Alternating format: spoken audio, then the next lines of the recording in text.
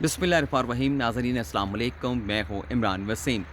नाज़रीन, supreme court में तख्ते लाहौर के ख़ात्मे के हवाले से एक बड़े ही अहम और दिलचस्प मुकदमे की समाअत हुई। इस मुकदमे की समाअत में अदालत उज़्मा की जानिब से भी अपनी ख़ास दिलचस्पी का इजहार किया गया। तख्ते लाहौर के ख़ात्मे का दरअसल ये मुकदमा क्या था और इस मुकदमे की समाअत के बाद सुप्रीम कोर्ट ऑफ पाकिस्तान की जानिब से क्या हुक्मनामा जारी किया गया, इस खबर की तफसीलात आप नाज़रीन के साथ शेयर करेंगे। दूसरी खबर में हम बात करेंगे इस्लामाबाद हाई कोर्ट में नवाज शरीफ का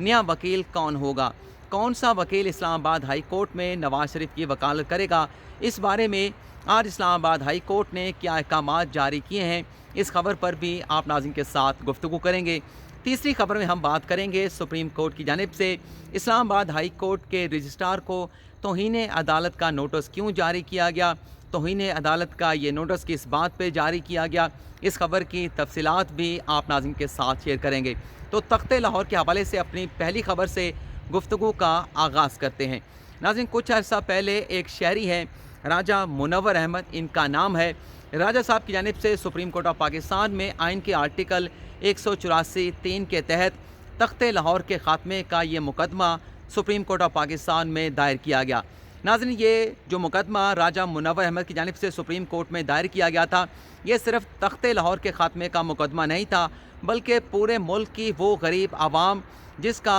सियासतदानों की जानिब से, वडेरों की जानिब से, जागीरदारों की जानिब से और सूबाई हुकूमतों की जानिब से इस्तेसाल किया जाता है, ऐसी तमाम आवाम का मुकदमा राजा मुनव्वर अहमद की जानिब से सुप्रीम कोर्ट ऑफ पाकिस्तान में दायर किया गया था। ये दरख्वास्त जब राजा मुनव्वर अहमद की जानिब से सुप्रीम कोर्ट में दायर की गई तो इस दरख्वास्त पर सुप्रीम कोर्ट के रजिस्ट्रार की जानिब से एतराज़ात लगाए गए और एतराज़ात लगाकर इस दरख्वास्त को राजा मुनव्वर अहमद को वापस कर दिया गया था। लेकिन राजा मुनव्वर अहमद ने रजिस्ट्रार ऑफिस के एतराज़ात के ख़िलाफ़ सुप्रीम कोर्ट में अपील दायर की, जिसे एक्सेप्ट कर लिया गया और अपील के मंजूर हो जाने के बाद इस दरख्वास्त को जस्टिस उमरता बंदयाल की सरबराही में 3 रुकनी बेंच, जिसमें जस्टिस सजाद अली शाह और जस्टिस मुनीब अख्तर शामिल थे, इस 3 रुकनी बेंच के सामने इस मुकदमे को समाअत के लिए मुकर्रर किया गया। राजा मुनव्वर अहमद अदालत में पेश हुए और उनकी जानिब से अदालत को दलाइल में ये बताया गया कि वफाकी हुकूमत की जानिब से NFC अवार्ड की मद में सूबों को जो अरबों रुपए के फ़ंड्स दिए जाते हैं, इन अरबों रुपए के फ़ंड्स को सिर्फ जो सूबाई दारुल हुकूमत है वहाँ पर खर्च किया जाता है और जो सूबों के दीगर अजला होते हैं, जो छोटे अजला होते हैं, छोटे शहर होते हैं, इन फ़ंड्स को वहाँ मुंतकिल नहीं किया जाता। एक मिसाल पेश की गई राजा मुनव्वर अहमद की जानिब से सुप्रीम कोर्ट ऑफ पाकिस्तान के सामने कि लाहौर में जो तरक्याती काम कराए जाते हैं उसमें इतना पैसा खर्च कर दिया जाता है कि मेट्रो बस भी लाहौर में बन जाती है, ऑरेंज लाइन ट्रेन भी लाहौर में बन जाती है, सेहत और तालीम की तमाम तर जो सहूलियात हैं लाहौर की आवाम को फराहम की जाती हैं। लेकिन जो मुल्क के दीगर शहरों के जो आवाम होते हैं, पंजाब के जो दीगर शहरों के आवाम होते हैं, वो चीखते चिल्लाते रहते हैं, लेकिन छोटे शहरों को तरक्याती फ़ंड्स में जो उनका ड्यू हिस्सा बनता है वो नहीं दिया जाता। राजा मुनव्वर अहमद की जानिब से सुप्रीम कोर्ट को यह बताया गया कि दरअसल उनका ये मुकदमा आइन के आर्टिकल 140A, 156 और 160 की अमलदारी के हवाले से है,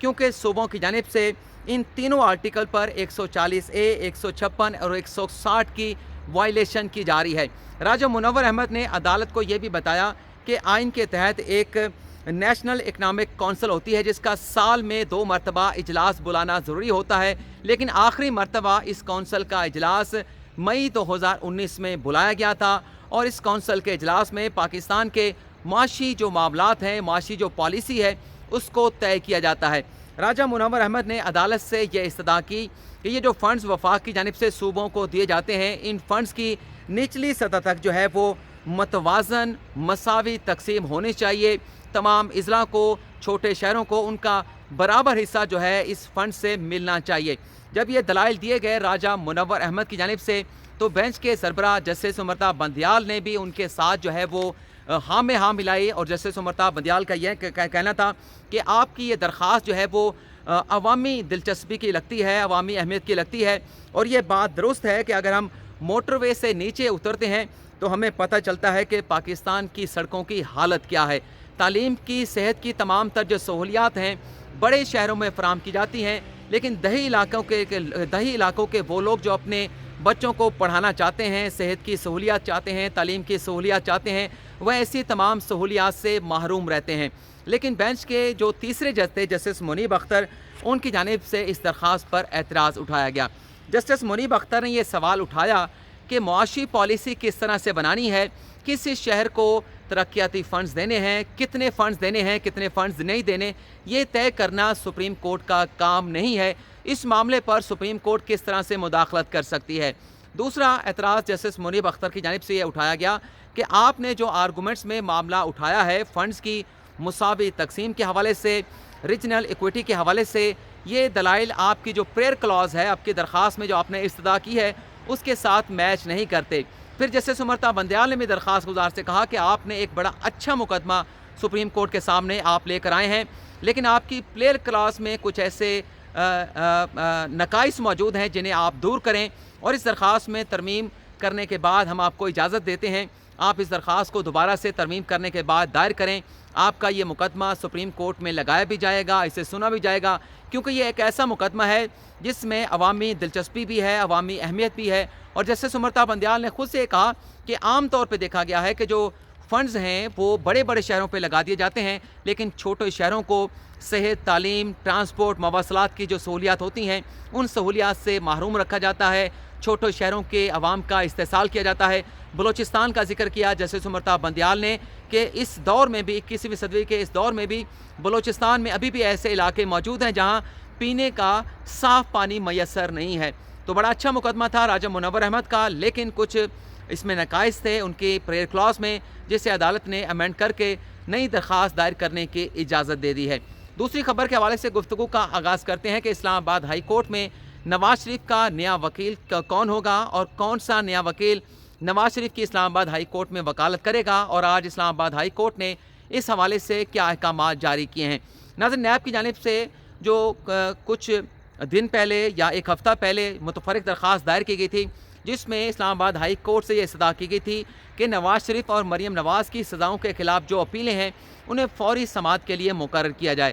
آخری جو اس کیس کی سماعت ہوئی تھی، اس سماعت میں جسٹس عامر فاروق کی سربراہی میں 2 رکنی بینچ کی جانب سے رجسٹرار اسلام آباد ہائی کورٹ کے رجسٹرار سے رپورٹ طلب کی گئی تھی کہ سزاؤں کے خلاف ان اپیلوں کا سٹیٹس جو ہے وہ سٹیٹس کے حوالے سے رپورٹ جو ہے سپریم کورٹ اپنا اسلام آباد ہائی کورٹ کو فراہم کی جائے۔ آج وہ رپورٹ جمع کرا دی گئی اور رپورٹ میں یہ بتایا گیا کہ کرونا کے حوالے سے جو پالیسی ہے اس پالیسی کو لے کے 16 فروری سے پہلے نواز شریف اور مریم نواز کی ان اپیلوں پر سماعت جو ہے وہ نہیں کی جا سکتی۔ نیب کے وکیل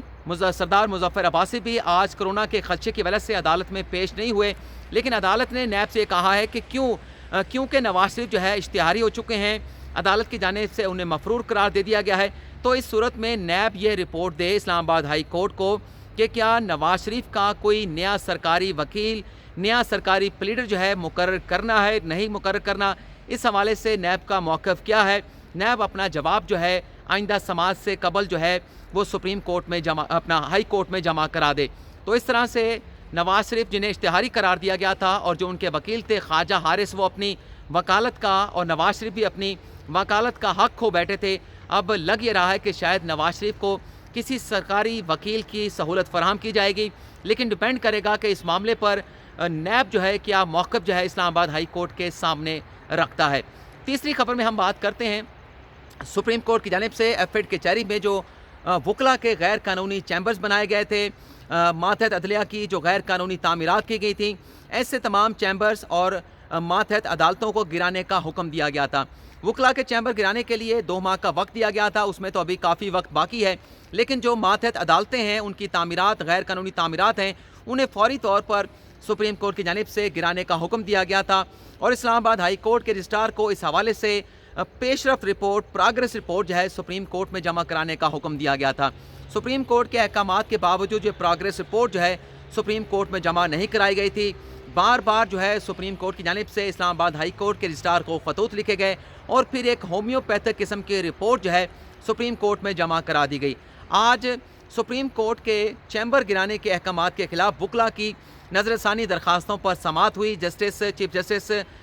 گلزار احمد کی سربراہی میں 2 رکنی بینچ نے اس کیس کی سماعت کی۔ آج جب سماعت کا آغاز ہوا تو ایڈیشنل اٹارنی جنرل کی جانب سے عدالت کو یہ بتایا گیا کہ جو ماتحت عدالتیں ہیں ان کی جو غیر قانونی تعمیرات تھیں ان تمام غیر قانونی تعمیرات کو گرا دیا گیا ہے، لیکن چیف جسٹس آف پاکستان فوری طور پر ان کی جانب سے ریمارک دیے گئے کہ جس طرح کا کنڈکٹ رہا ہے اس معاملے میں اسلام آباد ہائی کورٹ کے رجسٹرار کا، اس کنڈکٹ کو دیکھتے ہوئے ہم اسلام آباد ہائی کورٹ کے رجسٹرار کو توہین عدالت کا نوٹس جاری کرنے جا رہے ہیں، اور وہ نوٹس جاری کر دیا گیا۔ 7 روز میں اسلام آباد ہائی کورٹ کے رجسٹرار سے جواب طلب کیا گیا ہے اور یہ کہا گیا ہے کہ کیوں نہ آپ کے خلاف توہین عدالت کی کارروائی کا آغاز کیا جائے۔ چیف جسٹس آف پاکستان کا یہ کہنا تھا کہ یہ جو احکامات تھے ان احکامات پر عمل درآمد کے لیے جو ذمہ داری تھی وہ رجسٹرار کی جانب سے جونیئر افسران کو سونپ دی گئی، بار بار رپورٹ مانگی گئی، وہ رپورٹ جو ہے اسلام آباد ہائی کورٹ کے رجسٹرار کی جانب سے جمع نہیں کرائی گئی، عدالتی احکامات کو غیر سنجیدگی سے لیا گیا، اس پر سنجیدگی کا مظاہرہ نہیں کیا گیا، تو لہٰذا توہین عدالت کا نوٹس جاری کر چکے ہیں۔